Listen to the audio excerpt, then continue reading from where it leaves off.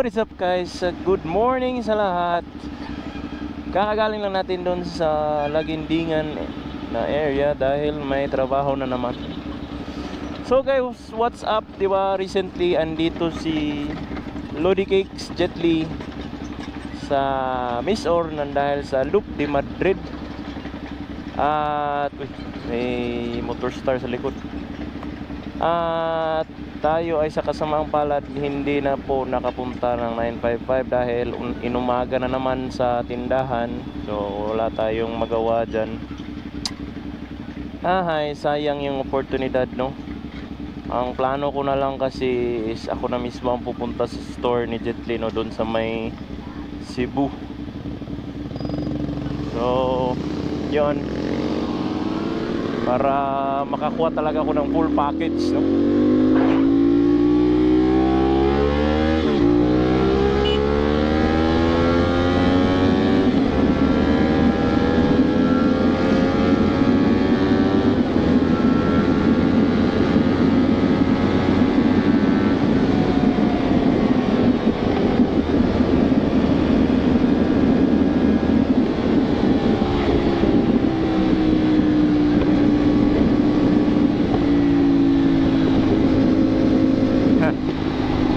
Yun guys, pupunta tayo ng Cebu para bumili ng racing suit sa Motoholic, no? Yung shop nilang Jet Li.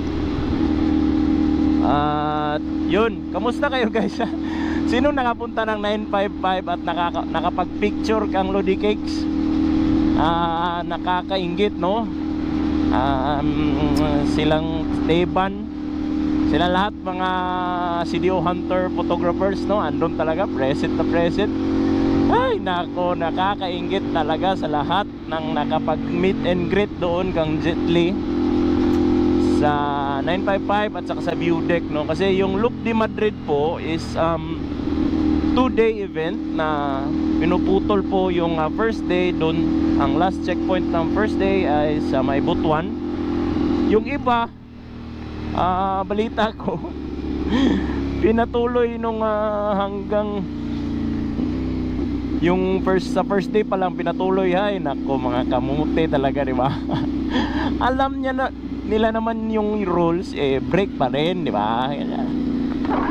Pag ganun, yung Loop de Madrid, isa din yan sa mga prestigious endurance event dito sa may Mindanao. Sure ball ako doon, ang DDQ talaga sila kung hindi kayo susunod sa rules ng ating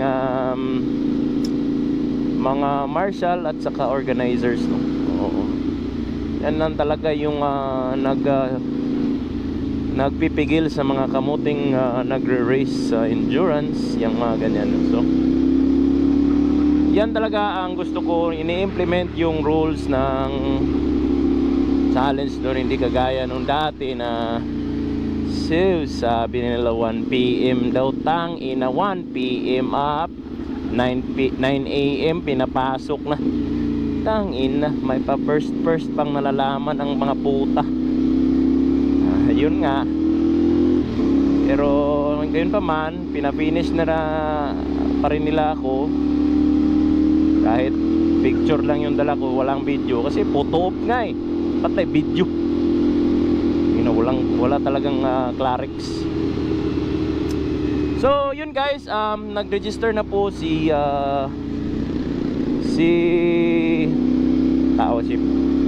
Jadren po, yung Ducati natin na kasamaan sa SMB na Endurally 1200. So susunod po tayo doon for sure. At kahit anong mangyari is hopefully kung hindi sasali si J-Poy, kasi kuwan ko, nagdadalawang isip ako na sasali si J-Poy kasi kuwan, kaya naman talaga niya yung endurance ng yung speed kasi niya, may lakas ng loob kasi si J-Poy. Yun yung importante. Secondly is ang kaya ba ng katawan niya, diba? Kasi baka pakpakin namin yan ni Jadren ng isang araw lang. At yun, pero hindi pa naman sure na sasama si Jepoy, no? Pag kami lang ni Jidrin, sure ball na yan. All out na yan, all out.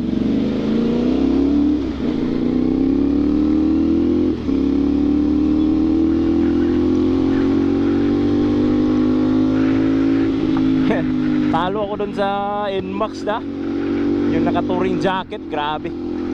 Wala talaga pag traffic guys, hindi talaga ako pumapatol kasi yan yung weakness ko. Ayoko ng makatatluhan, no? Ayoko. Hindi ko kasi 40 yan, of course.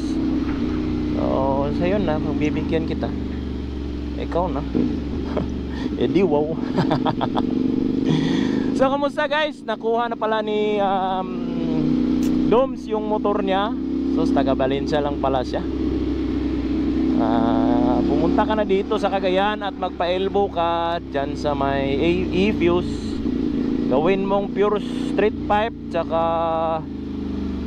mag-change ka na rin ng carb. Kasi pag nakakuan ka Dom, pag naka full exhaust, naka full exhaust ka na kasi, kukulangin yung stock na carb mo.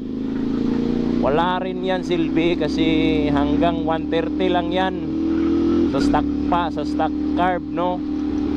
Pag kinabitan mo yan ng 30mm na carb, lalong lalo na yung mga mamahalin, agoy, sure ball na yan, 140, 150, abot na abot yan, stock makina. Depende rin sa kabigatan mo, no? Kasi ako almost 5'10", 70 kilos. Yun, medyo may kabigatan din ako kasi matangkad-tangkad rin. Pero kapag yung katawan mo, yung height mo 5'6", tapos mapayat ka rin, yun, sure ball yan, 150 talaga yan. GPS pa yan na 150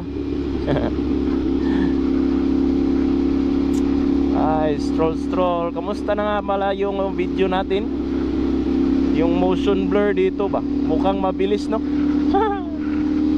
Masarap sa mata patingnan, no? Yun yung cinematic style daw, yung sabi ng ibang YouTuber, no?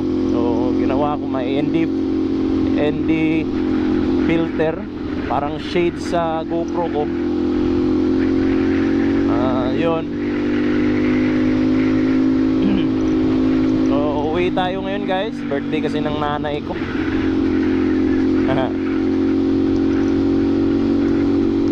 Sige na guys, yun na muna for today's video. Bye bye, peace out.